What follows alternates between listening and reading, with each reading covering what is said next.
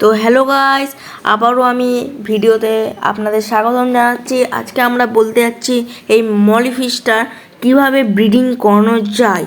এই মলি ফিশটি ব্রিডিং করাতে গেলে আপনাদের প্রয়োজন হবে একটি মেল মাছ ও দুটি ফিমেল বা তিনখানা ফিমেল যথেষ্ট এই মাছটি ব্রিডিং করাতে গেলে।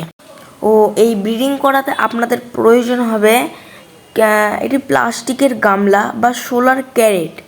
এমনি সোলার ক্যারেট এমনি পাওয়া যায়, আপনারা কিনতে ওষুধের দোকান থেকে কিনে নিতে পারেন, বা প্লাস্টিকের একটু বড় সাইজের গামলা। ও প্রয়োজন হবে হাইডিং প্লেসেস আপনারা কীভাবে দেবেন। তো প্রথমে আপনারা একটি গামলায় বা ইয়েতে জল ঢেলে নেবেন, দিয়ে ওতে মানে ওই হর্ন জাতীয় একটা গাছ আছে, ওই গাছটা আমি দেখাচ্ছি দেখুন। তো আপনারা এই গাছটি দিতে পারেন, এই গাছটি খুব ভালো হয় দিলে মলি মাছের জন্য। তো যখন বাচ্চা দেবে মলি ব্রিডিং করার সময়, তখন বাচ্চাগুলো দিলে এরা এখানে লুকাতে পারে। ও আপনাদের একটু সাবধানতা বজায় রাখতে হবে এই মাছের জন্য। তো আপনারা প্রথমে ওই যেখানে আপনার মাছগুলোকে রাখবেন সেই ব্রিডিং পেয়ারের ওখানে কোনো ধরনের মানে একটু আলো যেন না দেন। লাইট ধরো অ্যাকোরিয়াম আছে, ওখানে লাইট যেন লাগাবেন না। লাইট লাগালে বা সূর্যের ডাইরেক্ট সানলাইটটা আসা ভালো, কিন্তু এমনি নর্মাল লাইট মানে আসলে মাছের কী হবে, মাছরা স্ট্রেসে পড়ে যাবে। ওই মাছগুলো স্ট্রেসে পড়ে আর ব্রিডিং করতে চাইবে না। ও যখন আপনারা ব্রিডিং করাবেন তখন মাছগুলিকে ভালো খাবার খাওয়াতে হবে, যেমন নোভা কোম্পানি আছে, অপটিমামের কোম্পানি আছে, ও ড্রাই কেঁচো। আর খুব ভালো হয় একদম লাইভ ব্লাড ওয়ার্ম খাওয়ালে, একদম ওই কেঁচো টাইপের একটা খাবার। ব্লাড ওয়ার্মটা সব থেকে ভালো আর কি, একটু মানে প্রোটিন সব, ক্যালসিয়াম সবই আছে। ও আপনারা এই খাবারটিকে এই যে কোনো ধরনের কোম্পানি কিনলেন, কিন্তু ভালো কোম্পানি কিনবেন, কিনে 7 থেকে 8 ঘন্টা পরপর একবার করে খাবার দেবেন। এই খাবার দিয়ে তো আমি এখানে এই খাবারগুলোর প্যাকেটটা আমি আপনাদের সামনে তুলে ধরছি।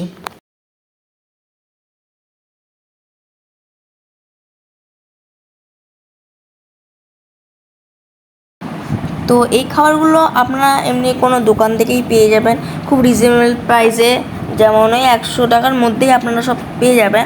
ও এই মাছটিকে খুব বেশি আবার খাবার দেবেন না, বেশি খাবার দিলে আবার ওরা খেয়ে মরেও যেতে পারে। ও আপনি যেখানে এই মাছটি রেখেছেন সেখানের 1 সপ্তাহ থেকে 7 থেকে 10 দিনের মধ্যে আপনারা 20 থেকে 25% ওয়াটার চেঞ্জ করবেন, মানে জলগুলোকে বদলালে কি হয়, আপনারা যত ফ্রেশ জল দেবে মাছটি তত তাড়াতাড়ি বাচ্চা দেবে। ও আপনারা এই মাছের টেম্পারেচারটা সব থেকে বেশি ইম্পর্ট্যান্ট। টেম্পারেচারটা আপনারা রাখবেন 27 থেকে 30 মানে টেম্পারেচার। তো টেম্পারেচার যদি অনেক কম থাকে, ধরো 22 এরকম যদি থাকে, তাহলে আপনারা হিটার বসাবেন, বিশেষ করে শীতকালে।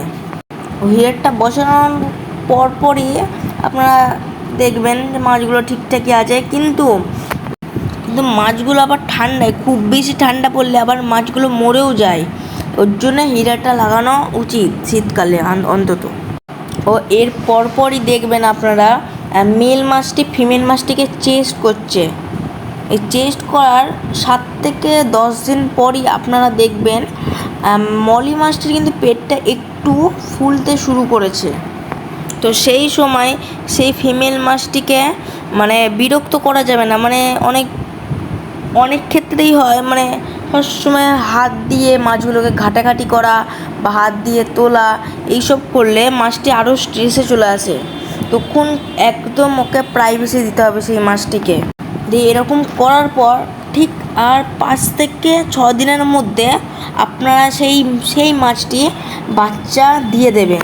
ও বাচ্চা দেওয়ার পর সেই মাছটির বাচ্চাগুলো সব তুলে নেবেন, নালে সেই মা মাছটি সেই বাচ্চাগুলোকে খেয়ে নেয়। দিয়ে বাচ্চাগুলো তোলার পর সেই মা মাছটিকে ফিড করাবেন, একটু ভালো ফিড করাবেন, ও বাচ্চাগুলোকেও ফিড করাবেন। তো এই ভিডিওটি কেমন লাগলো আপনারা বলবেন। ও এরকমই গাপ্পি ব্রিডিং বা যে কোনো অস্কার ব্রিডিং, গোল্ডফিশ ব্রিডিং, এরকম বিভিন্ন মাছের যদি ব্রিডিংয়ের ভিডিও দিতে চান, প্লিজ চ্যানেলটাকে সাবস্ক্রাইব এবং লাইক করে দিন। তো আবারও দেখা হবে আপনাদের সাথে পরের ভিডিওতে।